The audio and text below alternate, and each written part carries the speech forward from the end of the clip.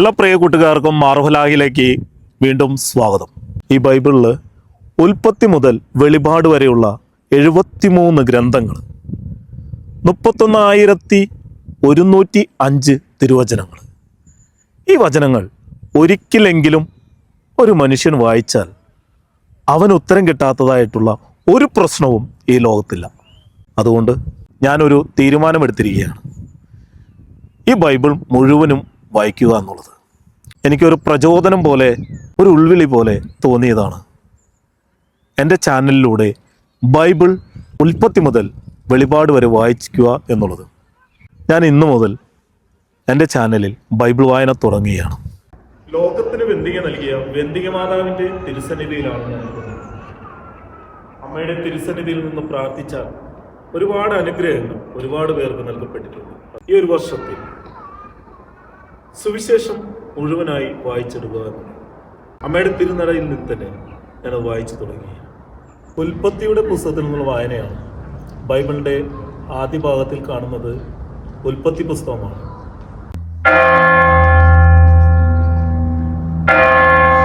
Bible വായിക്കാൻ തുടങ്ങിയപ്പോഴേ പള്ളിയിൽ കുരിശുമണി മുഴങ്ങി, ഒരു നിയോഗം പോലെ.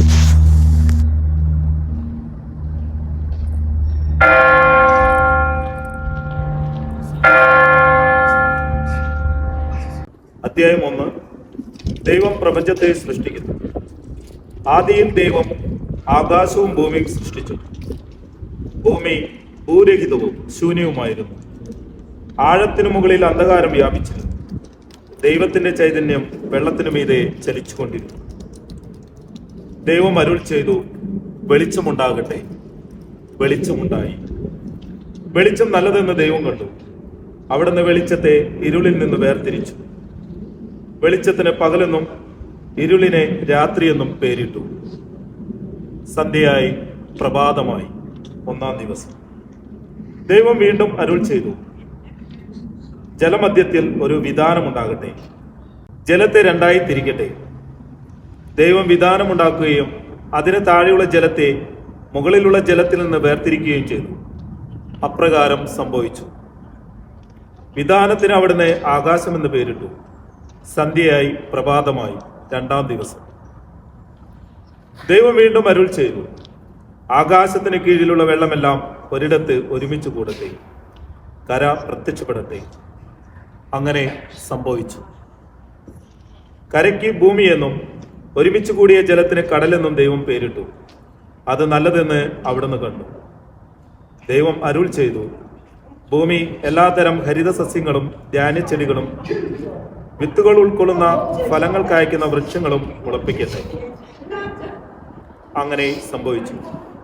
ഭൂമി എല്ലാത്തരം ഹരിത സസ്യങ്ങളും ധാന്യച്ചെടികളും വിത്തുഫലങ്ങളോടുകൂടിയ വൃക്ഷങ്ങളും മുളപ്പിച്ചു. അവ നല്ലതെന്ന് ദൈവം കണ്ടു. സന്ധ്യയായി, പ്രഭാതമായി, 3-ാം ദിവസം. ദൈവം വീണ്ടും അരുൾ ചെയ്തു, രാവും പകലും വേർതിരിക്കാൻ ആകാശവിധാനത്തിൽ പ്രകാശങ്ങൾ ഉണ്ടാകട്ടെ. അവ ഋതുക്കളും ദിനങ്ങളും വർഷങ്ങളും കുറിക്കുന്ന അടയാളങ്ങളായി മാറട്ടെ. ഭൂമിയിൽ പ്രകാശം ചൊരിയാൻ അവ ആകാശവിധാനത്തിൽ ദീപങ്ങളായി നിൽക്കട്ടെ. അങ്ങനെ സംഭവിച്ചു. ദൈവം 2 മഹാദീപങ്ങൾ സൃഷ്ടിച്ചു. പകലിനെ നയിക്കാൻ വലുത്, രാത്രിയെ നയിക്കാൻ ചെറുത്. നക്ഷത്രങ്ങളെയും അവിടുന്ന് സൃഷ്ടിച്ചു. ഭൂമിയിൽ പ്രകാശം ചൊരിയുവാനും രാവിനെയും പകലിനെയും നിയന്ത്രിക്കുവാനും വെളിച്ചത്തെ ഇരുളിൽ നിന്ന് വേർതിരിക്കാനും ദൈവം അവയെ ആകാശവിധാനത്തിൽ സ്ഥാപിച്ചു. അത് നല്ലതെന്ന് ദൈവം കണ്ടു. സന്ധ്യയായി, പ്രഭാതമായി, 4-ാം ദിവസം. ദൈവം വീണ്ടും അരുൾ ചെയ്തു, വെള്ളം ജീവജാലങ്ങളെ പുറപ്പെടുവിക്കട്ടെ. പക്ഷികൾ അവയ്ക്ക് മീതെ ആകാശവിധാനത്തിൽ പറക്കട്ടെ. അങ്ങനെ ദൈവം ഭീമാകാരങ്ങളായ ജലജന്തുക്കളെയും കടലിൽ പറ്റം ചേർന്ന് ചരിക്കുന്ന സകലവിധ ജീവികളെയും എല്ലാത്തരം പക്ഷികളെയും സൃഷ്ടിച്ചു. അവ നല്ലതെന്ന് അവിടുന്ന് കണ്ടു. ദൈവം അവയെ ഇങ്ങനെ അനുഗ്രഹിച്ചു, സമൃദ്ധമായി പെരുകി കടലിൽ നിറയുവിൻ. പക്ഷികൾ ഭൂമിയിൽ പെരുകട്ടെ. സന്ധ്യയായി, പ്രഭാതമായി, 4-ാം ദിവസം. ദൈവം അവയെ ഇങ്ങനെ അനുഗ്രഹിച്ചു, സമൃദ്ധമായി പെരുകി കടലിൽ നിറയുവിൻ. പക്ഷികൾ ഭൂമിയിൽ പെരുകട്ടെ. സന്ധ്യയായി പ്രഭാതമായി 5-ാം ദിവസം. ദൈവം വീണ്ടും അരുൾ ചെയ്തു, ഭൂമി എല്ലാത്തരം ജീവജാലങ്ങളെയും, കന്നുകാലികൾ, ഇഴജന്തുക്കൾ, കാട്ടുമൃഗങ്ങൾ എന്നിവയെ പുറപ്പെടുവിക്കട്ടെ. അങ്ങനെ സംഭവിച്ചു. അങ്ങനെ ദൈവം എല്ലാ ഇനം കാട്ടുമൃഗങ്ങളെയും, കന്നുകാലികളെയും, ഇഴജന്തുക്കളെയും സൃഷ്ടിച്ചു. അവ നല്ലതെന്ന് അവിടുന്ന് കണ്ടു. ദൈവം വീണ്ടും അരുൾ ചെയ്തു, നമുക്ക് നമ്മുടെ ഛായയിലും സാദൃശ്യത്തിലും മനുഷ്യനെ സൃഷ്ടിക്കാം. അവർക്ക് കടലിലെ മത്സ്യങ്ങളുടെയും ആകാശത്തിലെ പറവകളുടെയും നാൽക്കാലികളുടെയും ഭൂമി മുഴുവന്റെയും ഭൂമിയിലെഴുന്ന സർവ്വജീവികളുടെയും മേൽ ആധിപത്യം ഉണ്ടായിരിക്കട്ടെ. ദൈവം അങ്ങനെ തന്റെ ഛായയിൽ മനുഷ്യനെ സൃഷ്ടിച്ചു. ദൈവത്തിന്റെ ഛായയിൽ അവിടുന്ന് അവനെ സൃഷ്ടിച്ചു. സ്ത്രീയും പുരുഷനുമായി അവരെ സൃഷ്ടിച്ചു. ദൈവം അവരെ ഇങ്ങനെ അനുഗ്രഹിച്ചു, സന്താന പുഷ്ടിയുള്ളവരായി പെരുകുകയും ഭൂമിയിൽ നിറഞ്ഞ് അതിനെ കീഴടക്കുകയും കടലിലെ മത്സ്യങ്ങളുടെയും ആകാശത്തിലെ പറവുകളുടെയും ഭൂമിയിൽ ചരിക്കുന്ന സകല ജീവികളുടെയും മേൽ നിങ്ങൾക്ക് ആധിപത്യം ഉണ്ടായിരിക്കട്ടെ.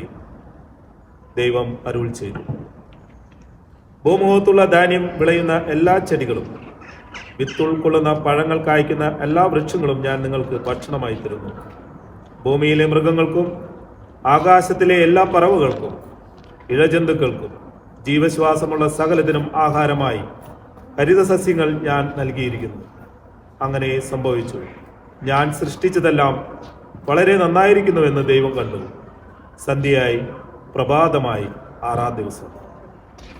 അങ്ങനെ ആകാശവും ഭൂമിയും അവയിലുള്ള സമസ്തവും പൂർണ്ണമായി ദൈവത്തിന്റെ ജോലി 7-ാം ദിവസം പൂർത്തിയാക്കി.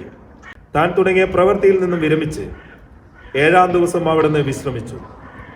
സൃഷ്ടികർമ്മം പൂർത്തിയാക്കി തന്റെ പ്രവൃത്തികളിൽ നിന്ന് വിശ്രമിച്ച 7-ാം ദിവസത്തെ ദൈവം അനുഗ്രഹിച്ചു, വിശുദ്ധമാക്കി. ഇതാണ് ആകാശത്തിന്റെയും ഭൂമിയുടെയും ഉൽപ്പത്തി ചരിത്രം.